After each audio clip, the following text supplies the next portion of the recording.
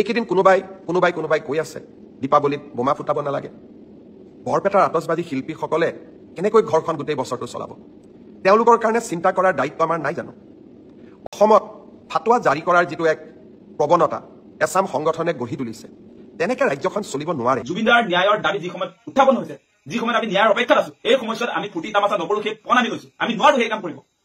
জুবিনদা আজি আমাৰ মাজত নাই, আমি কোনো কাৰণতে বম ফটকা ফুটাব নোৱাৰো, আতচবাজি আমি ফুটাব নোৱাৰো। এই মুহূৰ্তত অসমবাসী ৰাইজে জুবিনদাৰ অনুপস্থিতিত কেতিয়াও আচলতে এনজয় কৰিব নোৱাৰে, আতচবাজি ফুটাব নোৱাৰে। অসমত এগৰাকী ব্যক্তিয়ে ওলাইছে যে মুখ্যমন্ত্ৰী হিমন্ত বিশ্ব শৰ্মা, যি আপোনাৰ জুবিনদাৰ মৃত্যু হোৱা আজি 23 দিন উকলি গৈছে, 2 মাহ মানে এই এমাহৰ ভিতৰতে আপোনাৰ তেওঁ বম ফটকা আতচবাজি ফুটাবৰ কাৰণে আজি সিদ্ধান্ত গ্ৰহণ কৰিছে। তাতকৈ অসমীয়া জাতিৰ কাৰণে দুৰ্ভাগ্যজনক কথা কিবা থাকিব পাৰে নেকি? সেই উপলব্ধিটো আপোনালোকৰ মনলৈ আনক। এই মানুহজন অসমীয়া জাতি বিৰোধী হয় নে নহয়?